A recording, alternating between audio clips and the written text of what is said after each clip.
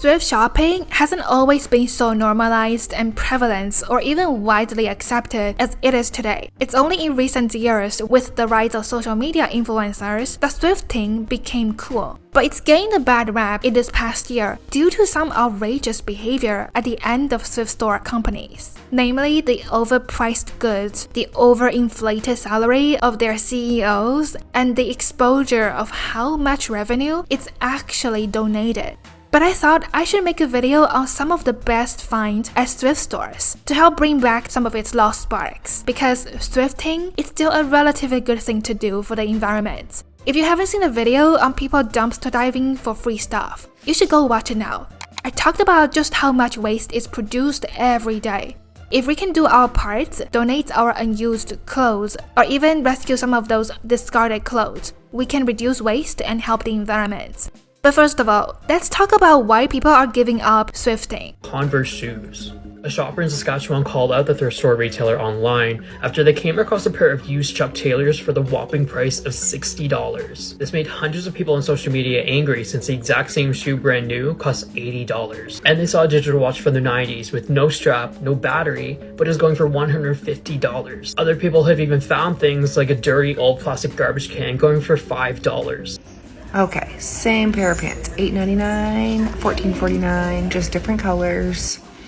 A used bed sheet for $20.49. I was really trying to give Value Village another try. $10 for this. Thought it would have been a cute decor item, but no. $9.99 for used face cream. What?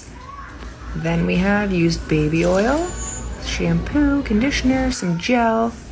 Two of the same sweater again. $8.99, $4.99. Here are the few things I did find that were decent priced. You know, you can always get brand new sweatpants for much cheaper at Temu. Like this sweatpants for roughly $10. A lot of the time, the quality is similar because they all source from the same warehouse in China. By the way, it's not healthy to buy a used container of cream. You can't always see it, but there could be contaminants that can get into open wounds in your skin.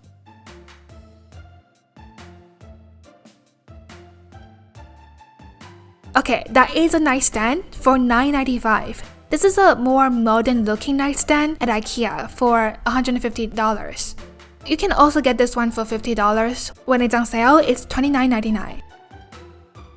Today I found this butter dish at Goodwill with no price, so I found an employee and asked him to price it. $14.99. I told him that's way too expensive. He goes, yeah, I understand. Fucking puts it out anyway. The other day, I was at the same Goodwill, and there was an employee smashing old glass that hadn't been sold, like in the middle of the aisles. I wonder why they can't sell anything, and then they're doing this to everything. It's only a matter of time before this gets smashed. I have had it. I wouldn't pay more than $2 for that butter dish. Honestly, I wouldn't even buy it unless somebody gave it to me for free, because it's not really my style. You know, it would be a lot more bearable if the heightened prices is a result of some humanitarian charity efforts, more money donated to the needy. That would be okay. But that higher price we pay doesn't go to the people we think it should go to. It mostly goes to the top executives. Their CEOs get paid high six figures yearly, between $525,392 and $865,522, with an average salary of $686,683. According to salary.com, only 8 to 17% of the revenue is donated. The rest goes to the company. By the way, these thrift shops are not charities. They may function like one, but they aren't. They are for profits. Their employees, on the other hand, get paid peanuts. The average pay for a thrift store employee is $23 an hour, or $47,840 per year. The majority of the thrift store wages currently range between $17.31 per hour, the 25th percentile, to $26.68 per hour, the 75th percentile, across the United States. That is a huge wage gap between the employees and their CEO. You may think, well, other companies are like that too, but thrift shops get their inventories for free from people donating. They don't have to source their products from overseas and put down a huge deposit before it's even available for sale. People even drive to their doors to drop off the clothes. Not only do they get their products for free, they also get a huge advantage in wage cuts or free labor. The Salvation Army is being sued for failure to pay minimum wage for the work required by rehab program participants.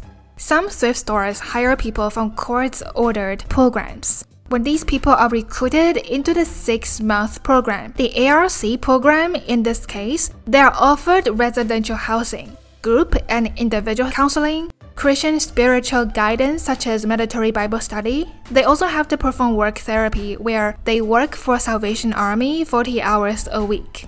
These people are often homeless or in rehab, but not always. Some of them are nurses in training where they have to volunteer a certain number of hours to complete a course. So they are ordered to work for thrift shops for free, sorting through mounds of clothes, operating heavy machinery, moving furniture, and doing janitorial services 40 hours a week. Frequently more hours than that. These people aren't technically considered employees, so they don't have to be paid, although some paid roles do exist. The ARC participants receive a cash stipend of around $12 a week, as cited in the complaints. California's minimum wage is $14 an hour, while the federal minimum wage sits at $7.25 an hour. Goodwill said they're aiming to provide paying jobs and training, but a Depression-era loophole in federal labor law awards a special wage certificate to a tax-exempt non-profits to hire people with disabilities at a sub-minimum wage if proven that the employee is less productive. The pay was sometimes 22 cents an hour. So now we talk about how the price is so outrageous because there is a reason for that. So when I talk about how disappointing Goodwill's prices are, this is exactly why I bring it up. This woman said, I grew up in poverty. Goodwill was our only option. My heart literally breaks for kids like me today, but can't even afford Goodwill now. Shame on them. Agree. I 100% think shame on the CEO and who is ever over Goodwill, because they are enforcing employees to meet some type of, so for example, one lady said she works for Goodwill and they have to sell $6,000 worth of product every day. So they have to overprice this stuff in order to meet their goal. And if they don't meet their goal, those employees get penalized. I also had a lot of comments of people saying that Goodwill will receive Dollar Tree items and they will mark them at $3. Goodwill will receive, just because it says Nike, no matter what, they're going to mark it at $15 plus. They're not looking for stains, they're not looking for wear or tear, but since it says Nike or whatever brand, they're going to mark it up. Goodwill, isn't their mission statement something about helping people in need, helping poverty? How are you helping people in need and helping people struggling with poverty when you're setting prices at times above retail? They are setting prices above places like Walmart, TJ Maxx, Marshalls. That's not helping people in need. I would much rather just go to a local thrift store that is ran by a church, a shelter, and go spend my money there, because at least they're reasonably priced and that money goes towards a good cause. So these employees are given quotas to hit every month. They try to increase the resale value to hit the targets faster. If it's $6,000 worth of product quota per day, that's $2.19 million per year per store in revenue. So they can severely underpay their staffs, get their products for free, and donate only 8 to 17% of their revenue. I can see how they're able to pay their CEO so much. By the way, the salary of their CEO is by branch. So for example, West New York has a branch, East New York has a branch. Don't quote me on that. I'm just saying, they don't only have one CEO for the whole company. They have it for each of their branches, and each of them get paid a very good salary. Now finally, let's look at some good deals people found at thrift stores.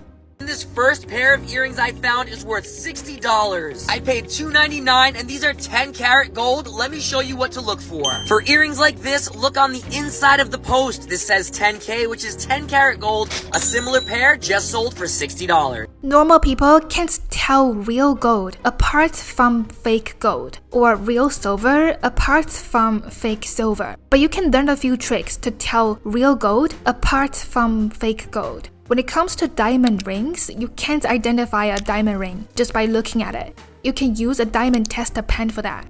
If done right, this can be a lucrative side hustle. You're just going to thrift stores to find real gold, real silver, real diamond jewelry to resell for profits. In fact, some people do this full time.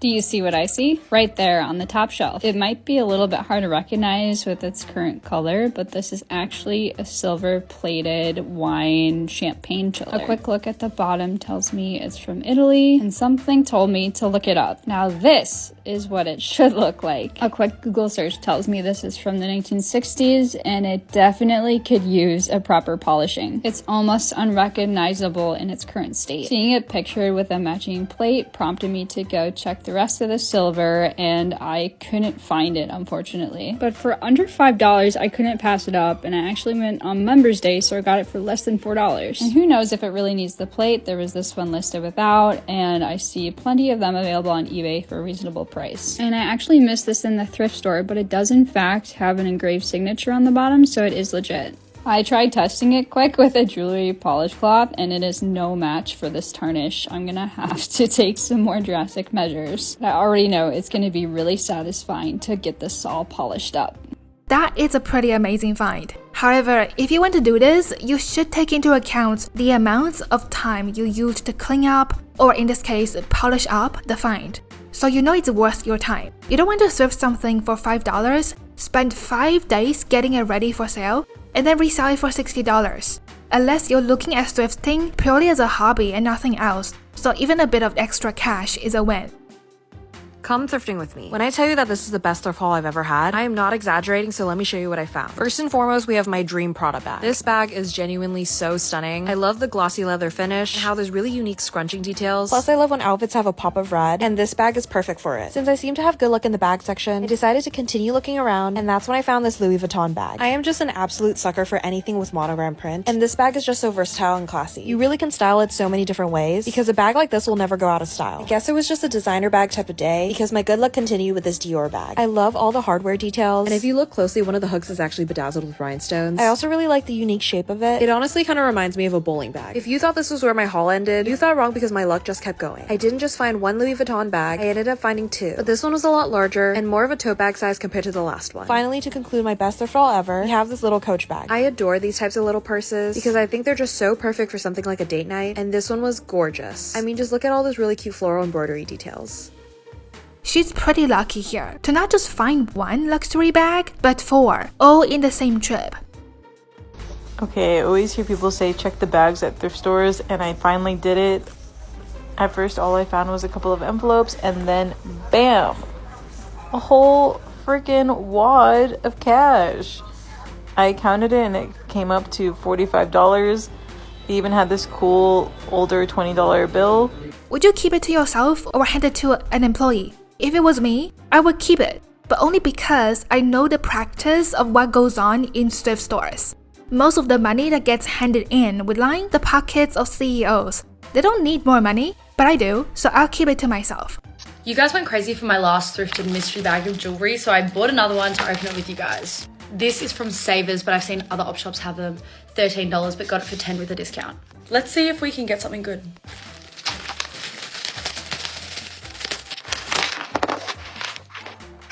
I was actually really excited for this bangle, but unfortunately, it's a bit worse for wear, so I don't know if I'm going to be able to wear that. These are cute beads, but it's broken.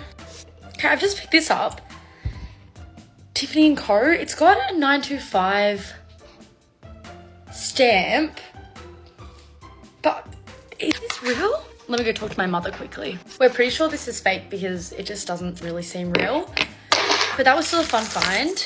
But I went and polished up this silver bangle, and we're like 99% sure this is actually real Tiffany & Co. sterling silver. It has polished up really nicely. It was so dirty, and I found the exact same thing on eBay. This one was $200. This one was $700. What? And we did an ice test to see if it was like sterling silver, and the ice melted super fast. And what she's talking about is the silver ice test. That is used to determine the authenticity of silver. Silver conducts heat. If you put a piece of silver jewelry on ice, it will melt the ice faster. It's not the only way to test silver, and by itself, it's not 100% accurate. I think I found Tiffany & Co.'s sterling silver bangle in a $13 mystery bag. This is kind of cool. Shell necklace. Actually, it's broken. This is it? Why are these all broken? Okay, but this could have been cute. I just found this little earring. Hopefully there's another one in there, 'cause this is so cute. But there's also this earring again. Only one of them I can see so far. These would be cute in a stack. Unfortunately, there were no pairs to any of the earrings I found. So that's a bit annoying. At the thrift store so I can buy some stuff to hoard, I mean resell online. This alien action figure is awesome and it's only $1. I can't pass this up at $1. I won't make a ton of money on it, but I gotta pick it up. Look what we have here, some eBay tape. I'm gonna get 11 rolls for $6. That's a pretty good deal, I'll take it. If you consistently look at the video game section at the thrift store, every now and then you'll find a good sealed games. Sealed video games can go for a ton of money, keep an eye out. This is an amazing action figure, a Necron DC Multiverse figure for $2. Without the accessories, I think I can get 10 to 15 plus shipping. Just because you find sealed toys in the thrift store doesn't mean they're valuable. This looks pretty cool. $6 isn't too bad, but this only goes for like $10 to $15 free shipping. I'm gonna pass. I love finding giant mystery bags at the thrift store. This is only $3. It has figures from all different brands. I'm gonna make some lots and sell them on eBay. Anytime you find anything interesting at the thrift store, look it up. This looks really cool. It's a Funko Pop. It looks like it might be worth money. This one isn't, but sometimes they are. So look everything up. A good strategy if you want to resell stuff from thrift stores for profits is to focus on a niche and learn all about it. For example, some people's niche is jewelry. Another niche could be sealed DVDs or action figures. Today's thrift haul was so good. I swear it just kept getting better and better. First, I found these Lululemon sweat shorts. I am obsessed with this brown tie-dye. Then Aloe Yoga sweat shorts. These are still on the website. They retail for like $80, which is insane. Then in the sports bra section, I found this Abercrombie & Fitch little crop sports bra top. So this person's niche is clothes, and she's not selling all of it. Some of it is for herself to wear. But Goodwill has this computer, right? $19.99. This looks like a regular computer, but I think I just finessed Goodwill. It's literally an iPad. They must have not known. Let's go. That's a steal. What's your take on this thrifting trend? Should I make another video on good thrift store finds? There were a lot of videos I couldn't include because they might have copyrighted music. If I want to make a video on those, I'll have to mute it and narrate over that.